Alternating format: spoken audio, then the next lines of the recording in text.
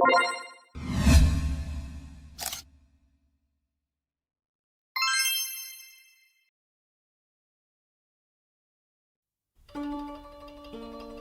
Of অত্রিতে আজকে আপনাদের জন্য সত্যজিৎ রায়ের লেখা বৃহৎচঞ্চু। সত্যজিৎ রায় বাংলা সাহিত্য ও বিশ্ব চলচ্চিত্র জগতে সত্যজিৎ রায় এক অবিস্মরণীয় নাম। আজকে তার লেখা এই গল্পটি আমরা সংগ্রহ করেছি সেরা সত্যজিৎ নামক বইটি থেকে। গল্পে কথকের ভূমিকায় অত্রি, তুলসীবাবুর ভূমিকায় অত্রি এবং প্রদ্যোৎবাবু ও নির্দেশনায় আমি অর্ক।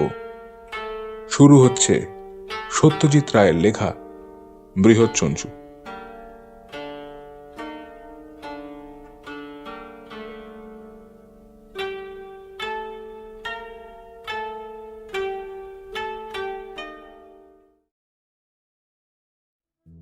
ওল্ড কোর্ট হাউস স্ট্রিটে তার আপিসের যেখানে বসে তুলসীবাবু কাজ করেন তার পাশের জানালা দিয়ে পশ্চিম আকাশ অনেকখানি দেখা যায়।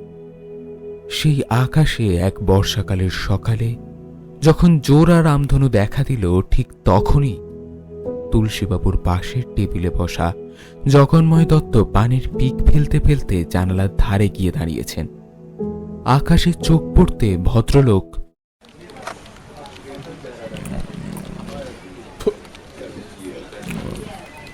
আরে বাবা, চমৎকার দৃশ্য। তুলসীবাবুকে উদ্দেশ্য করে বললেন, আরে দেখে যান মশাই, এই দৃশ্য দেরি দেখবেন না। এইবার তুলসীবাবু উঠে গিয়ে আকাশপানে চেয়ে বললেন, তা আপনি কিসের কথা বলছেন? সে কথা কেন, ডবল রেনবো এত সুন্দর, জানলার বাইরে দেখুন আপনি। কি এই মশাই, আপনি কালার ব্লাইন্ড নাকি? তুলসীবাবু জায়গায় ফিরে এলেন, বললেন, তাই এই জিনিসও কাজ ফেলে উঠে গিয়ে আমাকে দেখতে হবে? একটার জায়গায় দুটো কেন, 25টা রামধনু উঠলেও তাতে আশ্চর্য হবার কি আছে মশাই? যত সব। লোয়ার সার্কুলার রোডে জোড়া গির্জা আছে, আরে আছে তো না কি রে ভাই? তাহলে তো তার সামনে গিয়েও আমাকে হাঁ করে দাঁড়িয়ে দেখতে হয়, কি বলে? অবাক হবার ক্ষমতাটা সকলের সমান থাকে না ঠিকই, কিন্তু তুলসীবাবুর মধ্যে আদৌ আছে কিনা সে বিষয়ে অনেক সন্দেহ প্রকাশ করা যায়। আশ্চর্য, বিশেষণটা তিনি কেবলমাত্র একটা ব্যাপারেই প্রয়োগ করেন, সেটা হলো ওই মনসুরের দোকানের মোগলাই পরোটা আর কাবাবের ক্ষেত্রে। অবশ্যই সে খবরটা তার সহকর্মী ও বন্ধু প্রদ্যোৎবাবু ছাড়া আর কেউ জানেন না। এমনই ধারার লোক বলেই হয়তো দণ্ডকারণ্যের জঙ্গলে কবিরাজি গাছগাছরা খুঁজতে গিয়ে একটা অতিকায় ডিমের সন্ধান পেয়েও তুলসীবাবু অবাক হলেন না। কবিরাজিটা তুলসীবাবুকে ধরেছে এই বছর 15 হলো। বাবা ত্রৈলোক্য সেন ছিলেন নাম করা কবিরাজ। তুলসীবাবুর আসল রোজগার আরবাথনাট কোম্পানির মধ্যপদস্থ কর্মচারী হিসাবে, কিন্তু পৈতৃক পেশাটাকে তিনি সম্পূর্ণ এড়াতে পারেননি। সম্প্রতি ঝোঁকটা একটু বেড়েছে, কারণ কলকাতার দুজন বিশিষ্ট ব্যক্তি তার ওষুধে আরাম পাওয়ার ফলে তিনি কিঞ্চিত খ্যাতিও অর্জন করেছেন। এবারে দণ্ডকারণ্যে আসার পিছনেও ছিল কবিরাজি। জগদলপুরের মাইল 30 উত্তরে এক পাহাড়ের গুহায় এক সাধু বাস করেন। তার সন্ধান নাকি আশ্চর্য ভালো কবিরাজি ওষুধ আছে। এ খবর তুলসীবাবু কাগজে পড়েছেন। বিশেষত রক্তের চাপ কমানোর জন্য একটা ওষুধ আছে, সেটা নাকি সর্পগন্ধার চেয়েও খানিকটা ভালো। তুলসীবাবু মাঝে মাঝে ব্লাড প্রেশারে ভোগেন। সর্পগন্ধায় বিশেষ কাজ দেয় না, আর অ্যালোপ্যাথি বা হোমিওপ্যাথি তিনি করেন না বা মানেন না বললেই চলে। এই অভিযানে তুলসীবাবুর সঙ্গী হয়েছেন প্রদ্যোৎবাবু। তুলসীবাবুর বিস্ময়বোধের অভাবে প্রদ্যোৎবাবুর যে ধৈর্য যদি হয় না তা নয়, একদিন তো তিনি বলেই বসলেন, দেখুন মশাই, কল্পনা শক্তি থাকলে মানুষের কোনো কোনো ব্যাপারে অবাক না হয়ে পারে না। আপনি চোখের সামনে ভূত দেখলেও বলবেন এতে আর আশ্চর্যের কি আছে। এই বিষয়ে তুলসীবাবু বেশ শান্ত হয়ে জবাব দিয়েছিলেন। তা অবাক না হলে অবাক হবার ভান করাটা আমার কাছে আদিক্ষেতা বলে মনে হয়। ওটা ঠিক আমি পছন্দ করি না, বুঝলে তো। মতের অমিল থাকা সত্ত্বেও দুজনের প্রতি একটা কেমন একটা টান অনুভব করত দুজনেই। জগদলপুরের একটা হোটেলে আগে থেকে ঘর ঠিক করে নবমীর দিন গিয়ে হাজির হলেন দুই বন্ধু। কলকাতা থেকে মাদ্রাজ মেলে বিজয়নগরম, সেখান থেকে আবার ট্রেন বদলে জগদলপুর। মাদ্রাজ মেলে 3 টিয়ার কামরায় দুটি বিদেশি ছোকরা উঠেছিল। তারা নাকি সুইডেনের অধিবাসী। তাদের প্রতি একজন এত ঢ্যাঙা যে তার মাথা কামরার সিলিংয়ে ঠেকে যায়। প্রদ্যোৎবাবু হাইট জিজ্ঞাসা করতে ছোকরাটা বলল, 2 meters and 6 centimeters. অর্থাৎ প্রায় 7.5 ফুটের কাছাকাছি। প্রদ্যোৎবাবু বাকি পথটা ওই তরুণ দানবটির দিক থেকে চোখ ফেরাতে পারেননি। তুলসীবাবু কিন্তু অবাক হয়নি। তার মতে ওদের ডায়েটে এমন হওয়াটা নাকি খুব একটা আশ্চর্যের নয়। প্রায় মাইলখানেক পথ জঙ্গলের মধ্যে দিয়ে হেঁটে 100-5 ফুট পাহাড়ে উঠে তবে থুমাই বাবার গুহায় পৌঁছাতে হয়। বিশাল গুহা, 10 পা ভেতরে গেলেই দুর্ভেদ্য অন্ধকার। সেটা যে শুধু থুমাই বাবার ধুনুচির ধোঁয়ার জন্য তা নয়, এমনিতেই গুহায় আলো প্রবেশ করে না। প্রদ্যোৎবাবু অবাক হয়ে দেখছিলেন চারপাশটা। সর্বত্র স্ট্যালেকটাইট ও স্ট্যালেকমাইটের ছড়াছড়ি। তুলসীবাবু দৃষ্টি সেদিকে নেই, কারণ তার লক্ষ্য কবিরাজি ওষুধ। ধুমাই বাবা যে গাছের কথা বলেছেন তার নাম চক্রবর্ণ। এ নাম তুলসীবাবু কোনোদিন শোনেননি বা পড়েননি। গাছ নয়, গাছারা। আর সে গাছারা নাকি কেবল দণ্ডকারণ্যের একটি বিশেষ জায়গায় ছাড়া আর কোথাও নেই। আর সেই জায়গাটারও একটি বিশেষত্ব আছে, সেটা তুলসীবাবু নাকি গেলেই বুঝতে পারবেন। সে বিশেষত্ব সেটা আর বাবাজি ভাঙলেন না। তবে কোন পথে কিভাবে সেখানে পৌঁছানো যায় সে বিষয়ে স্পষ্ট নির্দেশ দিলেন। গুহা থেকে বেরিয়েই গাছের সন্ধানে রওনা দিলেন তুলসীবাবু। প্রদ্যোৎবাবুর সঙ্গ দিতে কোনো আপত্তি নেই। তিনি নিজে এককালে শিকারের ধান্দায় অনেক পাহাড়ে জঙ্গলে ঘুরেছেন। বন্য পশু সংরক্ষণের হিড়িকের পর থেকে বাধ্য হয়ে শিকার ছাড়লেও জঙ্গলের মোহ কাটাতে পারেননি। সাধু বাবার নির্দেশ অব্যর্থ। 8 ঘন্টা অনুসন্ধানের পরেই একটা নালা পড়ল, আর নালা পেরিয়ে মিনিট 3 মধ্যেই যেমন বর্ণনা ঠিক তেমনি একটা 5 পরে ঝলসে ওঠা নিম গাছের গুঁড়ি থেকে 7 পা দক্ষিণে চক্রপর্ণের সন্ধান মিলল। কোমর অব্দি উঁচু গাছ, আধুলির সাইজের গোল পাতাগুলির মাঝখানে একটা করে গোলাপি চাকতি। এ কোথায় এলাম মশাই? আরে কি হলোটা কি? কেন, কি হয়েছে আপনার? এখানের অধিকাংশ গাছই অচেনা। আর আর জায়গাটা কিরকম স্যাঁতস্যাঁতে দেখছেন। বনের বাকি অংশের সঙ্গে যেন কোনো মিলই নেই। পায়ের তলায় কেমন একটা ভিজে ভিজে ঠেকছিল তুলসীবাবুর, কিন্তু সেটা অস্বাভাবিক বলে মনে হবে কেন? কলকাতা শহরের মধ্যে এপাড়া ওপাড়ায় তাপমাত্রার ফারাক হয়, যেমন ভবানীপুরের চেয়ে টালিগঞ্জে শীত বেশি। তাহলে বনের এক অংশ থেকে আর এক অংশের তফাৎ হবে না কেন? এ তো প্রকৃতিরই খেয়াল। তুলসীবাবু কাঁধ থেকে ঝোলা নামিয়ে গাছের দিকে উপর হয়েছেন। এমন সময় প্রদ্যোৎবাবুর বিস্ময়সূচক প্রশ্ন তাকে বাধা দিল। ও ওটা ওটা আবার কি? তুলসীবাবু আগেই দেখেছেন জিনিসটা, কিন্তু গ্রাহ্য করেননি। বললেন, তাও কিছু ডিম ডিম হবে, আর কি আছে?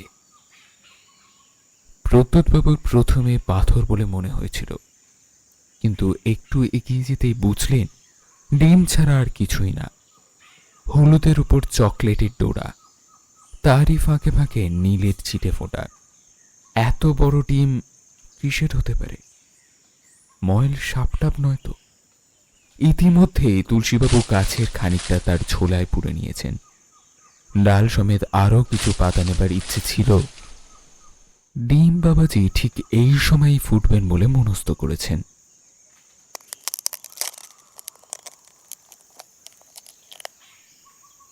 খোলা ঝুরঝির হবার শব্দটা শুনে প্রদ্যোৎবাবু চমকে পিছিয়ে গেলেন। তারপর কৌতূহল সামলাতে না পেরে এগিয়ে গেলেন। তুলসীবাবু, ডিম ফুটেছে এবং এবং শাবকের মাথাও বেরিয়ে এসছে। সাপ নয়, কুমিরও নয়, কচ্ছপ নয়, একটা একটা পাখি। দেখছেন, ওটা একটা পাখি। এবার ছানার সমস্ত শরীরটা বেরিয়ে এসে দুটি শীর্ণ ঠ্যাঙে ভর করে এদিক ওদিক চেয়ে দেখছে।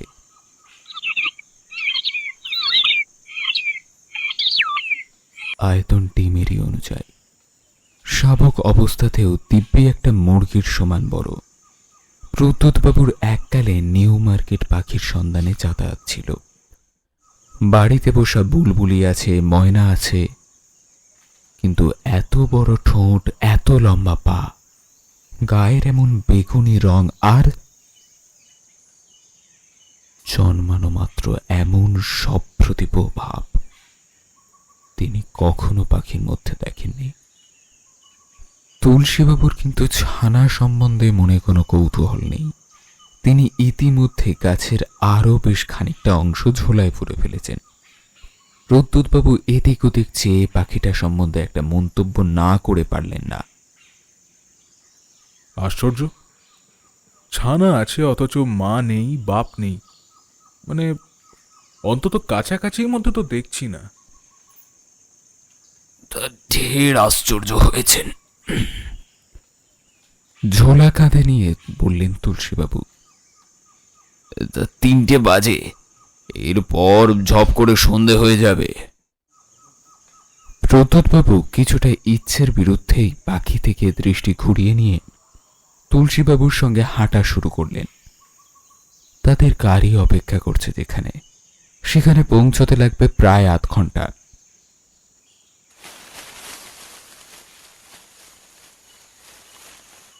পিছন থেকে শুকনো পাতার খসখসানি শব্দ প্রদ্যোৎবাবু শুনতে পেলেন। থেমে ঘাড় ঘোরালেন। ও মশাই, আরে আরে শুনছেন? আরে ছানাটা পিছু নিয়েছে তো। এবার তুলসীবাবুও থেমে পিছনে ফিরলেন। শাবকের দৃষ্টি সটান তুলসীবাবুর দিকেই। কুটি কুটি পায়ে এগিয়ে এসে ছানাটা তুলসীবাবুর সামনেই থামল।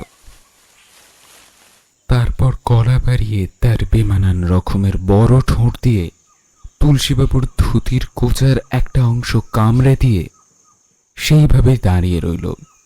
প্রদ্যোৎবাবুর কাণ্ড দেখে এতই অবাক যে তার মুখ দিয়ে কথা বেরোল না। শেষটায় যখন দেখলেন যে তুলসীবাবু ছানাটাকে দু হাতে তুলে নিয়ে ঝোলায় পুড়লেন, তখন আর চুপ থাকা যায় না। তিনি বললেন, আরে ও মশাই, কি করছেন? আরে একটা নামগোত্রহীন ধেড়ে পাখির ছানাকে থলেতে পুড়ে ফেলছেন। একটা কিছু পোষবার শখ ছিল অনেকদিন থেকে, বুঝলেন? আবার হাঁটতে শুরু করলেন তুলসীবাবু। আরে ওই নেড়িকুত্তা বা পোষে লোকে দেখেননি নাকি? আপনি কি মশাই তাদের গোত্র টোত্র জিজ্ঞাসা করে বেড়ান নাকি? প্রদ্যোৎবাবু দেখলেন পাখির ছানাটা তুলসীবাবুর দোলায়মান ঝোলাটা থেকে গলা বার করে মিটমিট এদিক ওদিক দেখছে। তুলসীবাবু থাকেন মসজিদ বাড়ি স্ট্রিটের দোতলার একটি ফ্ল্যাটে। একা মানুষ, একটি চাকর আছে নাম নটবর, আর জয়কষ্ট বলে একটা রান্নার লোক থাকে। দোতলায় আরও একটি ফ্ল্যাট আছে, তাতে থাকে নবরত্ন প্রেসের মালিক তড়িৎ সান্যাল। সান্যাল মশাইয়ের মেজাজ এমনিতেই খিটখিটে। তার উপর আবার লোডশেডিং এ ছাপাখানাতে বিস্তর ক্ষতি হচ্ছে বলে সবসময় যেন তার মন মুখ সবই ভার হয়ে থাকে। 2 মাস হলো তুলসীবাবু দণ্ডকারণ্য থেকে ফিরেছেন, সঙ্গে পাখির ছানাটিও এসেছে। আর আসার পরদিনই একটি তারের খাঁচা কিনে পাখিটিকে তার মধ্যে পুরে বারান্দার এক কোণে রেখে দিয়েছেন। পাখির নামকরণ হয়েছে। তুলসীবাবু ম্যাট্রিকে সংস্কৃতের লেটার পেয়েছিলেন, তাই সংস্কৃতের নামের ওপর একটু তার দুর্বলতা রয়েছে। নাম রেখেছিলেন বৃহৎ চঞ্চু। শেষ পর্যন্ত যেটা চঞ্চুতে এসে দাঁড়িয়েছে। জগদলপুরে থাকতে পাখিকে ছোলা ছাতু পাউরুটি খাওয়াবার চেষ্টা করে। তুলসীবাবু শেষে বুঝেছিলেন যে পাখিটি মাংসাশী। তারপর থেকে রোজ উচ্চিংড়ে, আরশোলা ইত্যাদি দেওয়া হচ্ছে তাকে। সম্প্রতি যেন তাতে পাখির খিদে মিটছিল না। খাঁচার জালের ওপর দিয়ে ঘন ঘন ঠোঁট চালিয়ে খরাং খরাং শব্দ করে তুলে তার ক্ষোভ জানাতে শুরু করেছে। শেষটায় বাজার থেকে মাংস কিনে এনে খাওয়াতে শুরু করে তুলসীবাবু তার খিদে মেটানোর জন্য। এখন নিয়মিত মাংস কিনে আনে নটবর, আর সেই মাংস খেয়েই বোধ হয় পাখির আয়তন উত্তরোত্তর বৃদ্ধি পাচ্ছে। তুলসীবাবু কোড়াতেই বুদ্ধি করে পাখির অনুপাতে খাঁচাটা বড়ই কিনেছিল। তার মন বলেছিল এ পাখির জাত বেশ জাঁতরেল। খাঁচাটা মাথায় ছিল 2.5 ফুট। কালী ভদ্রলোক লক্ষ্য করেছেন যে চঞ্চু সোজা হয়ে দাঁড়ালে তার মাথা তারে ঠেকে যাচ্ছে, অথচ বয়স মাত্র 2 মাস। এই বেলা চটপট একটা বড় খাঁচার ব্যবস্থা দেখতে হবে। ভালো কথা, পাখির ডাক সম্বন্ধে কিছু বলা হয়নি। এই ডাক শুনেই একদিন সকালে সান্যাল মশাই বারান্দার ওপারে দাঁড়িয়ে চায়ের কাপে চুমুক দিতে গিয়ে বিষম খেলেন।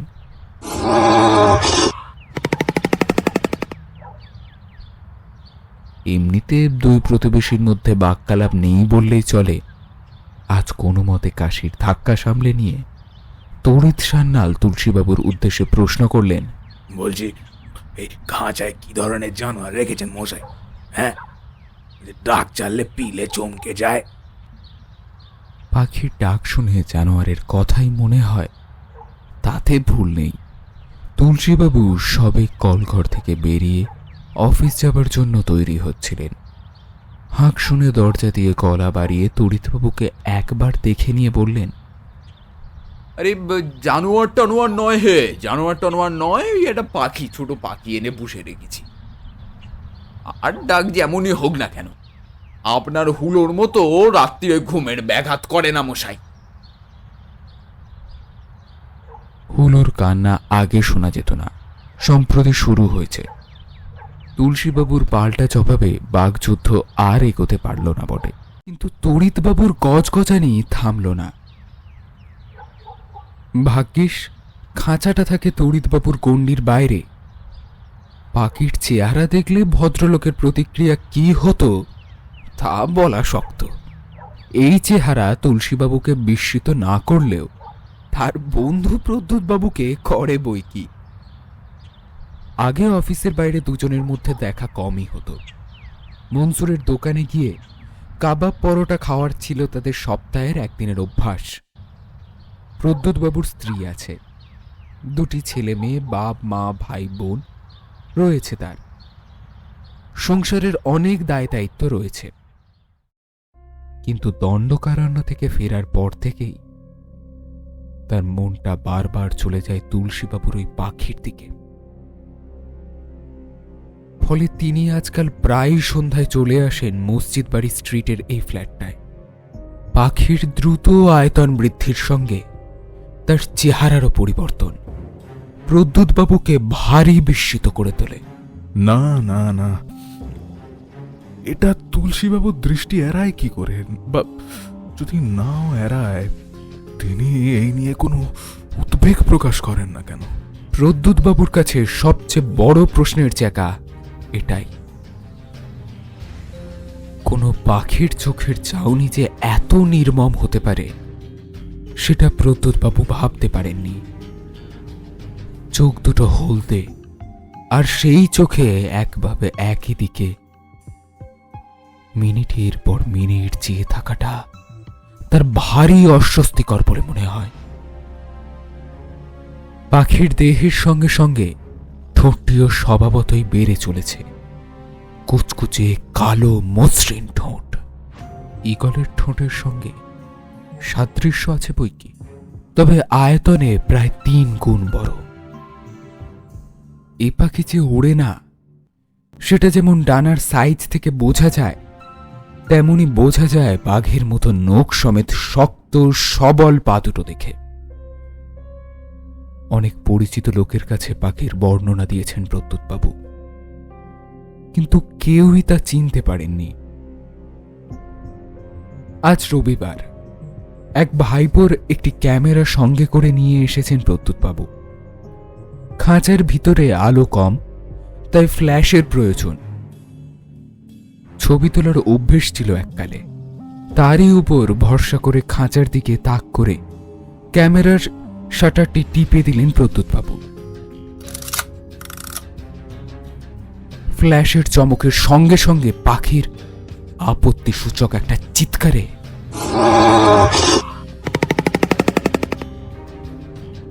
3 হাত পিছিয়ে যেতে হলো তাকে। আর সেই মুহূর্তেই মনে হলো যে এর গলার শটটা একবার রেকর্ড করে রাখা উচিত। উদ্দেশ্য আর কিছুই না, ছবি দেখিয়ে এবং ডাক শুনিয়ে যদি পাখিটাকে চেনাতে সুবিধা হয়। তাছাড়া প্রদ্যুৎবাবুর মনে একটা খচখচানি রয়ে গেছে, যেটা তুলসীবাবুর কাছে এখনো প্রকাশ করেননি। কবে বা কোথায় মনে পড়ছে না, কিন্তু কোনো বই বা পত্রিকায় প্রদ্যুৎবাবু একটি পাখির ছবি দেখেছেন, যেটার সঙ্গে তুলসীবাবুর এই পাখির আশ্চর্য সাদৃশ্য। যদি কখনো সেই ছাপা ছবি আবার হাতে পড়ে, তাহলে মিলিয়ে দেখতে সুবিধা হবে।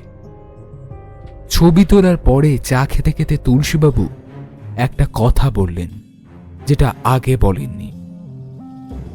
তা বুঝলেন মশাই, এই চুনচু আসবার পর থেকে দেখছি বাড়িতে আর কাকচুড়ুই বসে না।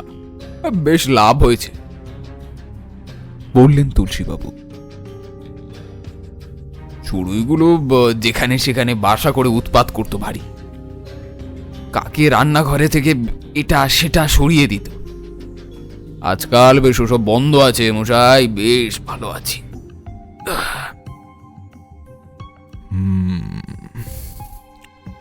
সত্যি বলছেন? প্রদ্যুৎবাবু যথারীতি অবাক। এই যে এতক্ষণ রইলেন, দেখলেন নাকি একটা অন্য কোনো পাখিটা কি?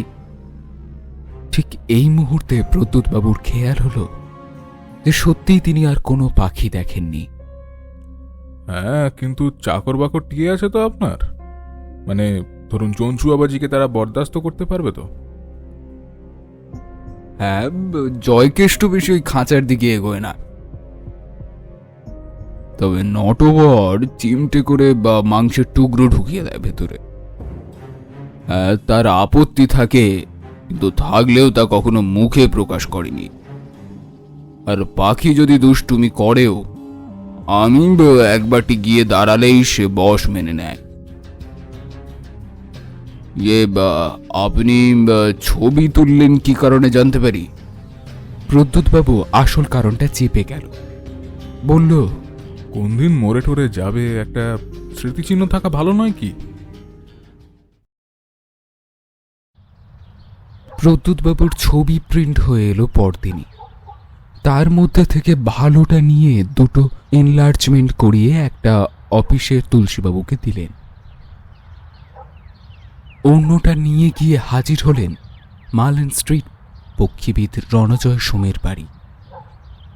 সম্প্রতি দেশ পত্রিকায় সিকিমের পাখি সম্বন্ধে একটা প্রবন্ধ লিখেছেন সোম সাহেব, কিন্তু তিনি পাখির ছবি দেখে চিনতে পারলেন না। কোথায় পাখিটা দেখা যায় জিজ্ঞাসা করতে প্রদ্যুৎবাবু অম্লান বদনে মিথ্যে কথা বললেন। ছবিটা ওসাকা থেকে আমার এক বন্ধু পাঠিয়েছে, সেও পাখির নাম জানে না। তারিখটা ডায়েরিতে নোট করে রাখলেন তুলসীবাবু। 14ই ফেব্রুয়ারি 1980।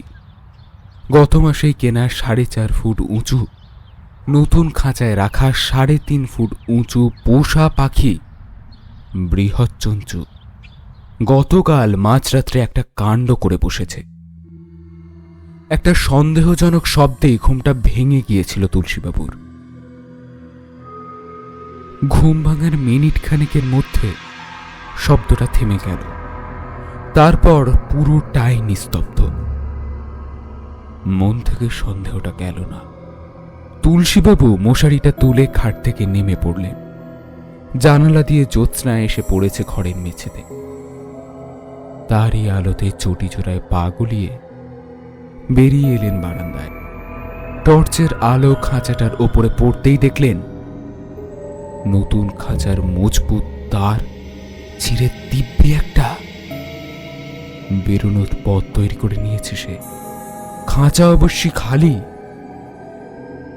টর্চের আলো ঘুরে গেল বারান্দার উল্টো দিকে। চঞ্চু নেই। সামনে সিঁড়ির মুখটাতে বারান্দা ডাইনে ঘুরে চলে গেছে তড়িৎবাবুর ঘরের দিকে। একটা শব্দ।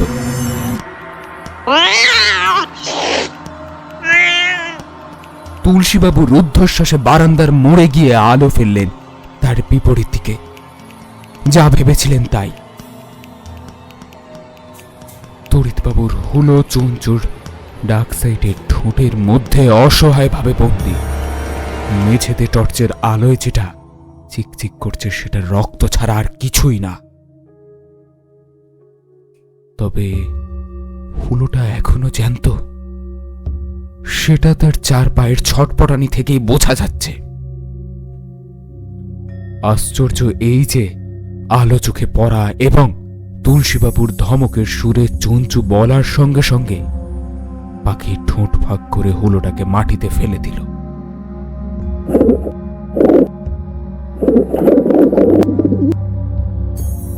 তারপর বড় বড় পা ফেলে ও মাথা থেকে এ মাথা এসে মোড় ঘুরে শটান গিয়ে ঢুকলো নিজের খাঁচার ভিতর।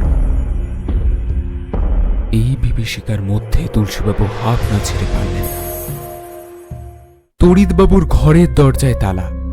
সারা ডিসেম্বর ও জানুয়ারি স্কুল পাঠ্য বই ছাপানোর ঝামেলা মিটিয়ে ভদ্রলোক দিন 3 হলো চলে গেছেন কলকাতায় বাইরে বিশ্রামের জন্য। হুলোটাকে ঘরের জানালা দিয়ে রাস্তায় ফেলে দিলে নিশ্চিন্ত। কত গাড়ি যায় রাত বিরেতে রাস্তা দিয়ে। কলকাতা শহরে দিনরাতে কত কুকুর বেড়াল গাড়ি চাপা পড়ে মরে যায়। তার কি কোনো আদতে হিসেব থাকে? বাকি রাতটা ঘুম হলো না আর তুলসীবাবুর। পরদিন অফিস থেকে ঘণ্টাখানেকের ছুটি নিয়ে রেলওয়ে বুকিং অফিসে গেলেন। একজন চেনা লোক ছিল কেরানিদের মধ্যে, তাই কাজ হাসিল হতে বেশি সময় লাগলো না তার।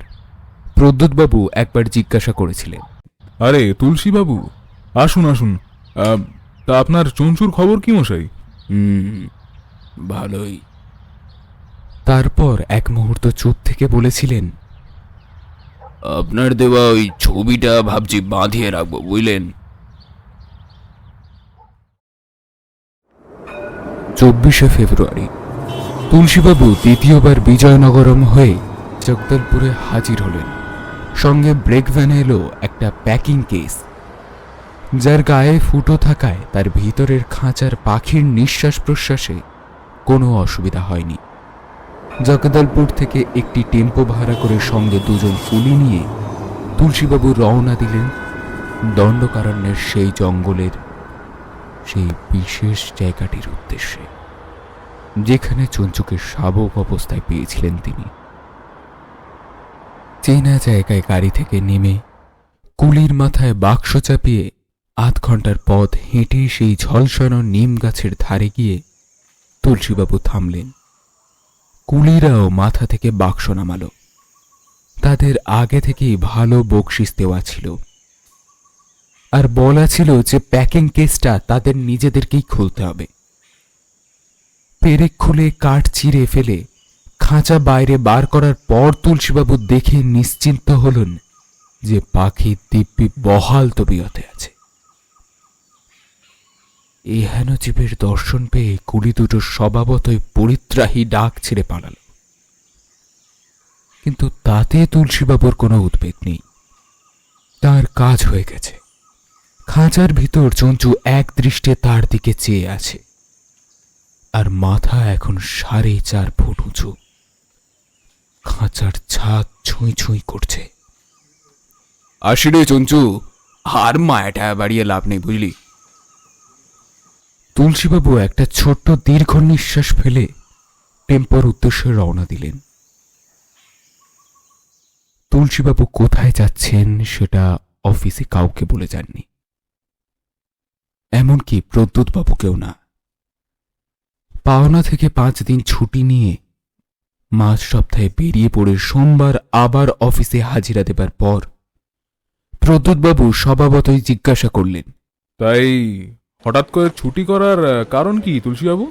তুলসীবাবু সংক্ষেপে জানালেন, নৈহাটিতে তার এক ভাগ্নির বিয়ে ছিল। এর দিন 15 পরে প্রদ্যুৎবাবু একদিন তার বন্ধুর বাড়িতে গিয়ে খাঁচা সমেত পাখি উদাও দেখে ভারী অবাক হলেন। জিজ্ঞাসা করে উত্তর পেলেন, পাখি আর নেই প্রদ্যুৎবাবু। প্রদ্যুৎবাবুর মনটা খচখচ করে উঠল। তিনি নেহাতি হালকাভাবে বলেছিলেন পাখি মরে যাবার কথা। এভাবে এত অল্প দিনের মধ্যেই কথাটা ভুলে যাবে সেটা ভাবতে পারেননি। দেয়ালে তারই তোলা চঞ্চুর ছবি টাঙানো রয়েছে। তুলসীবাবুরও কেমন জানি নিঝুম ভাব। সব মিলিয়ে প্রদ্যুৎবাবুর মনটা খারাপ হয়ে গেল। যদি বন্ধুর মনে কিছুটা ফুর্তি আনা যায়, তাই তিনি বললেন, আরে এই তুলসীবাবু, শুনুন না, অনেকদিন তো মনসুরের দোকানে যাওয়া হয়নি, চলুন না একদিন গিয়ে আমরা কাবাব খেয়ে আসি। ওসবে আর রুচি নেই। প্রদ্যুৎবাবু এই কথা শোনার পর আকাশ থেকে পড়লেন, সে কি মশাই, কাবাবে অরুচি? আপনার কি ওর শরীর টরীর খারাপ হলো নাকি? তা আপনার তো এত রকম ওষুধ জানা আছে, একটা কিছু খান। আরে সেই যে সাধু পাতার সন্ধান দিল, তাতে ফল হয় কিনা দেখেছেন? তুলসীবাবু জানালেন, সেই পাতার রস খাবার পর থেকে তার রক্তের চাপ একদম স্বাভাবিক হয়ে গেছে। এটা আর বললেন না যে যতদিন পাখি ছিল ততদিন চক্রবর্ণের গুণ পরীক্ষা করার কথা তার মনেই আসেনি। এইসবে 3-10 হলো তিনি আবার কবিরাজিতে মন দিয়েছেন। হ্যাঁ, সে তো ভালো কথা। কি যাই হোক, চক্রপর্ণ বলতে মনে পড়লো, আজ সকালে খবর কাগজে দণ্ডকারণের খবরটা পড়েছেন? কি খবর? তুলসীবাবু কাগজ রাখেন, কিন্তু সামনের পাতার বেশি আর এগোনো হয় না। কাগজটা হাতের কাছেই টেবিলের ওপরে ছিল। প্রদ্যুৎবাবু খবরটা বার করে দিলেন। বেশ বড় হরফেই শিরোনাম রয়েছে, দণ্ডকারণ্যের বিভীষিকা। খবরে বলছে গত 10 দিন ধরে দণ্ডকারণ্যের আশেপাশে অবস্থিত গ্রাম থেকে নানা রকম গৃহপালিত পশু, হাঁস, মুরগি ইত্যাদি কোনো এক জানোয়ারের খাদ্যে পরিণত হতে শুরু করেছে। দণ্ডকারণ্যের বাঘের সংখ্যা কমই, আর এ যে বাঘের কীর্তি নয় তারও প্রমাণ পাওয়া গেছে। বাঘ খাদ্য টেনে নিয়ে যায়, এ যেন আর তা করে না। তাছাড়া আত খাওয়া গরু, বাছুর ইত্যাদি দেখে বাঘের কামড়ের সঙ্গে এ জানোয়ারের কামড়ের পার্থক্য ধরা পড়ে। মধ্যপ্রদেশ সরকার কর্তৃক নিয়োজিত 2 জন বাঘা শিকারী 1 সপ্তাহ অনুসন্ধান করেও এমন কোনো জানোয়ারের সন্ধান খুঁজে পায়নি। এই ঘটনাকে কেন্দ্র করে গ্রামবাসীদের মধ্যে বিষম আতঙ্কের সৃষ্টি হয়েছে। একজন গ্রামবাসী দাবি করে সে নাকি এক রাত্রে তার গোয়াল থেকে একটা দ্বিপদ বিশিষ্ট জীবকে ঝড়ের বেগে পালাতে দেখেছে। তারপরই সে তার গোয়ালে গিয়ে তার মহিষকে মৃত অবস্থায় দেখতে পায়। মহিষের তলপেটের বেশ খানিকটা অংশ নাকি খুবলে নেওয়া হয়েছিল। তুলসীবাবু খবর পড়ে কাগজটা ভাঁজ করে আবার টেবিলের উপর রেখে দিলেন। তা এটাও কি আপনার কাছে অবাক কাণ্ড বলে মনে হচ্ছে না? তুলসীবাবু মাথা নাড়লেন, অর্থাৎ তিনি বিস্মিত হননি। এর 3 দিন পর প্রদ্যোৎবাবুর জীবনে একটা আশ্চর্য ঘটনা ঘটে গেল। সকালে চায়ের কাপ এনে সামনে রাখলেন গিন্নি, সঙ্গে প্লেটে নতুন প্যাকেট থেকে বার করা 3খানা ডাইজেস্টিভ বিস্কুট। সেদিকে চোখ পড়তেই প্রদ্যোৎবাবু হঠাৎ কেমন যেন অন্যমনস্ক হয়ে গেলেন, আর তারপরেই তার হৃদস্পন্দন বেড়ে গেল। মিনিবাসে করে একডালিয়া রোডে তার কলেজের বন্ধু অনিমেষের কাছে যখন পৌঁছলেন, তখন তার নারী চঞ্চল। বন্ধুর হাত থেকে খবরের কাগজটা ছিনিয়ে নিয়ে পাশে ফেলে দিয়ে রুদ্ধশ্বাসে বললেন, তো রিডার্স ডাইজেস্টগুলো কোথায়, চট করে বল, খুব দরকার। অন্য অনেকের মতোই অনিমেষ সরকারের প্রিয় পাঠ্যপুস্তক হল রিডার্স ডাইজেস্ট পত্রিকা। বন্ধুর আচরণে বিস্ময় প্রকাশ করারও সময় পেলেন না তিনি। উঠে গিয়ে বুক সেলফের তলার তাক থেকে একগোছা পত্রিকা বার করলেন টেনে।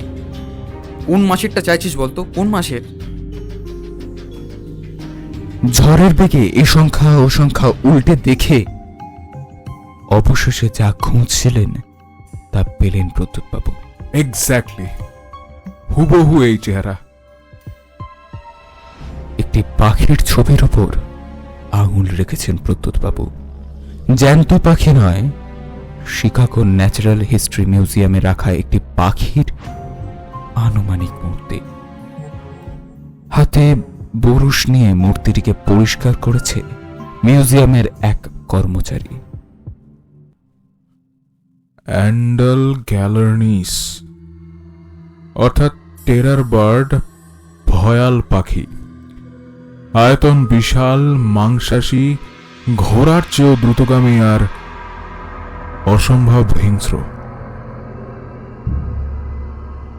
প্রদ্যোৎবাবুর মনে যে সন্দেহটা উঁকি দিয়েছিল সেটা সত্যি বলে প্রমাণ হল যখন পরদিন তুলসীবাবু অফিসে এসে বললেন যে তাকে আরেকটি বার দণ্ডকারণ্যে যেতে হবে এবং তিনি খুব খুশি হবেন যদি প্রদ্যোৎবাবু তার সঙ্গে যান, হাতিয়ার সমেত।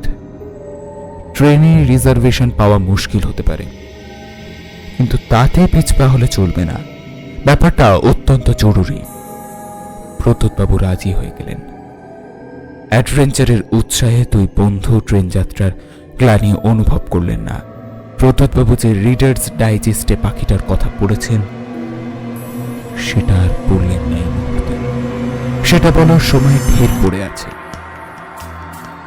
তুলসীবাবু সবই বলে দিয়েছেন তাকে, আর সেই সঙ্গে কিঞ্চিত রহস্য করেছেন এটাও বলে যে পাখিকে মারার প্রয়োজন হবে বলে তিনি মনে করেন না। বন্দুক নিতে বলেছেন শুধু সাবধান হবার জন্য। প্রদ্যোৎবাবু বন্ধুর কথায় কান দেননি। অবস্থা বুঝে ব্যবস্থা করতে হবে তাকে, এটা তিনি স্থির করে নিয়েছেন ইতিমধ্যেই। গত রবিবারের কাগজে খবর বেরিয়েছে যে এই নৃশংস প্রাণীকে যে হত্যা করতে পারবে মধ্যপ্রদেশ সরকার তাকে 5,000 টাকা পুরস্কার দেবে। এই প্রাণী এখন নরখাদকের পর্যায়ে এসে পড়েছে। একটি কাঠুরের ছেলে সম্প্রতি তার শিকারে পরিণত হয়েছে। জগদলপুরে পৌঁছে বন বিভাগের কর্তা মিস্টার তিরুমালাইয়ের সঙ্গে কথা বলে শিকারের অনুমতি পেতে অসুবিধা হল না তাদের। তবে তিরুমালাই সতর্ক করে দিলেন যে স্থানীয় কোনো লোককে সঙ্গী হিসাবে পাওয়া যাবে না। কোনো লোকই ওই বনের ত্রিসীমানায় যেতে রাজি হচ্ছে না। প্রদ্যোৎবাবু প্রশ্ন করলেন, আর ধরুন যেসব শিকারীরা আগে গেছে তাদের কাছ থেকে কিছু জানা যায়নি? তিরুমালাই গম্ভীর হয়ে গেলেন, বললেন, এ পর্যন্ত 4 জন শিকারী প্রাণীটির সন্ধানে গিয়েছিল। প্রথম 3 জন বিফল হয়ে ফিরে এসেছে, চতুর্থ জন কিন্তু আর ফেরেনি। মানে ফেরেনি? না, সেখানে কেউ কিন্তু যেতে চাইছে না। আপনারাও যাবেন কিনা একবার ভালো করে ভাবতে পারেন। কিন্তু প্রদ্যোৎবাবুর গলা শুকিয়ে গিয়েছিল, কিন্তু তুলসীবাবুর শান্ত ভাব দেখে তিনি জোর করে মনের সাহস ফিরিয়ে আনলেন। বললেন, আমরা তাও যাব। এবারে হাঁটতে হলো আরো বেশি, কারণ ট্যাক্সিওয়ালা মেন রোড ছেড়ে বনের ভেতরের রাস্তা দিয়ে যেতে রাজি হলো না। তুলসীবাবুর দৃঢ় বিশ্বাস ঘন্টা দুয়েকের মধ্যে কাজ হয়ে যাবে, 50 টাকা বকশিস দেওয়া হবে শুনে ট্যাক্সির সেই সময়টুকুর জন্য অপেক্ষা করতে রাজি। দুই বন্ধু গাড়ি থেকে নেমে বনের সেই বিশেষ অংশটির উদ্দেশ্যে রওনা দিলেন। বসন্তকাল, তাই বনের চেহারা বদলে গেছে। গাছপালা সবই ঋতুর নিয়ম মেনে চলছে, কচি সবুজে চারিদিক ছেয়ে গেছে। কিন্তু আশ্চর্য, এই যে পাখির ডাক একেবারেই নেই। কোয়েল, দোয়েল, পাপিয়া ইত্যাদি কবিদের একচেটিয়া বসন্তের পাখি সব গেল কোথায়? তুলসীবাবুর কাঁধে এবারও তার ঝোলা, তাতে একটি খবরের কাগজের মোড়ক রয়েছে। সেটা প্রদ্যোৎবাবু জানেন, যদিও তাতে কি আছে জানেন না। তুলসীবাবু ভোরে উঠে বেরিয়েছিলেন, কিন্তু কোথায় গিয়েছিলেন সেটা জিজ্ঞাসা করা হয়নি। প্রদ্যোৎবাবুর নিজের সঙ্গে রয়েছে তার বন্দুক ও টোটা। গতবারের তুলনায় আগাছা কম থাকাতে বনের মধ্যে দৃষ্টি অনেক দূর পর্যন্ত যাচ্ছে। তাই একটা দেবদারু গাছের পিছনে উপর হওয়া পা ছড়ানো মানুষের দেহটাকে বেশ দূর থেকেই দেখতে পেলেন প্রদ্যোৎবাবু। তুলসীবাবু দেখেননি। প্রদ্যোৎবাবু থেমে ইশারা করায় তাকেও থামতে হলো। প্রদ্যোৎবাবু বন্দুকটাকে শক্ত করে বাগিয়ে ধরে এগিয়ে গেলেন দেহটার দিকে। তুলসীবাবুর ভাব দেখে মনে হলো এ ব্যাপারে তার বিশেষ কৌতূহল নেই। অর্ধেক পথ গিয়ে প্রদ্যোৎবাবু ফিরে এলেন। ফ্যাকাশে হয়ে গেলেন যে মশাই, বললেন তুলসীবাবু। এ তো সেই চতুর্থ শিকারী মনে হয়। কি বলেন প্রদ্যোৎবাবু? তাই হবে, তবে লাশ শনাক্ত করা মুশকিল। লাশের মুন্ডুটাই নেই। বাকি পথটা দুজনে কেউই কথা বললেন না। সেই নিম গাছটার কাছে পৌঁছতে লাগলো আরো 1 ঘন্টা, অর্থাৎ মাইল 3 হাঁটতে হয়েছে। প্রদ্যোৎবাবু দেখলেন চক্রপর্ণের গাছটা ডালপাতা কুচিয়ে আবার আগের চেহারায় এসে দাঁড়িয়েছে।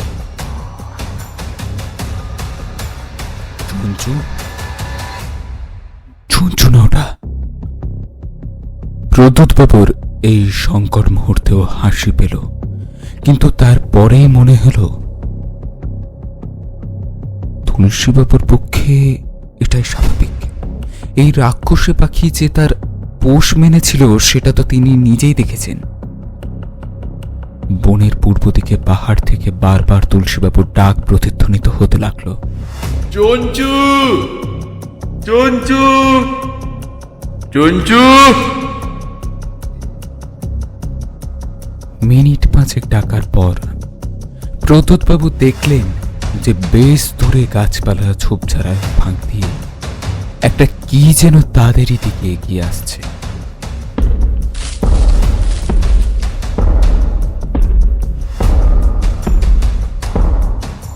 এবং এতই দ্রুত গতিতে যে তার আয়তনের প্রতি মুহূর্তেই বেড়ে চলেছে। এবার আর সন্দেহের কোনো কারণ নেই, ইনি সেই ভয়াল পাখি। প্রদ্যোৎবাবু অনুভব করলেন তার হাতের বন্দুকটা হঠাৎ যেন ভারী বলে মনে হচ্ছে।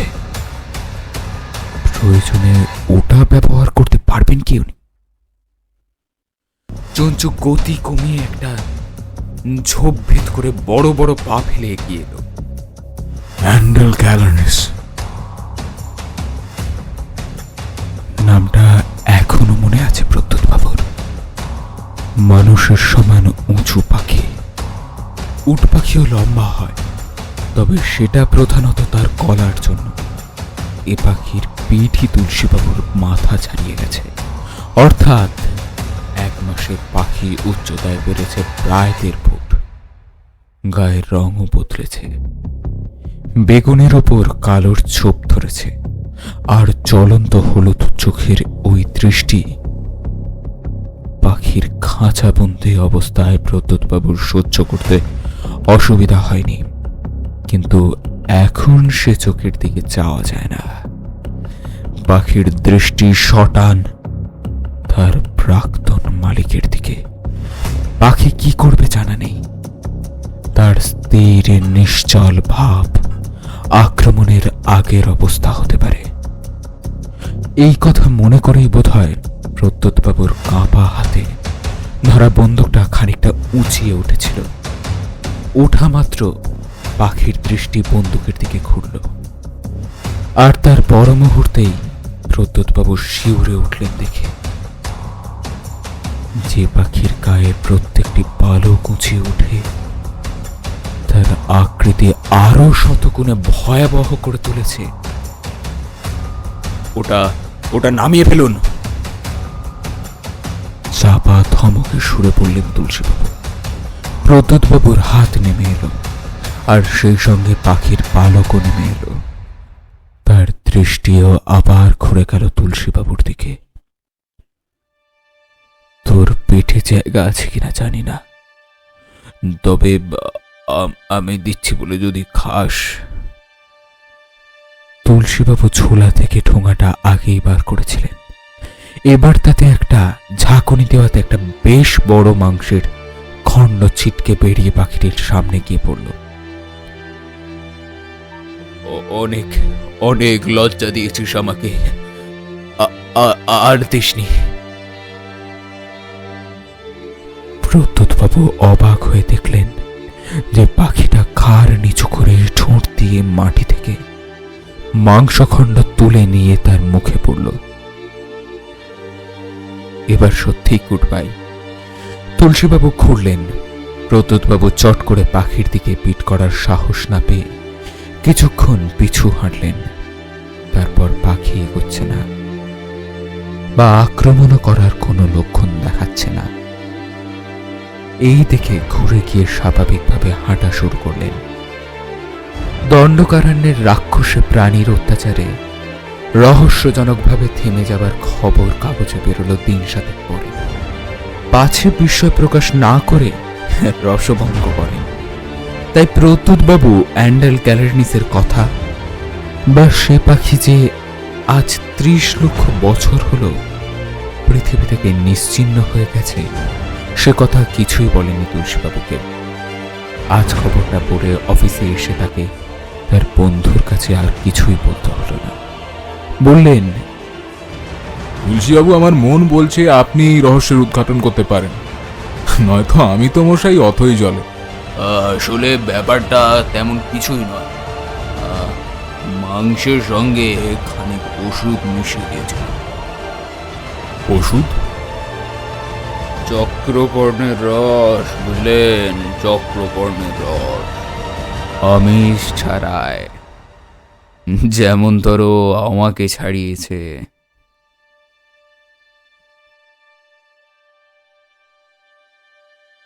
শুনছিলেন সত্যজিৎ রায়ের লেখা বৃহৎচঞ্চু। আজকের মতো তাহলে এটুকুই। দেখা হচ্ছে আবারও পরের সপ্তাহে নতুন একটি গল্প নিয়ে।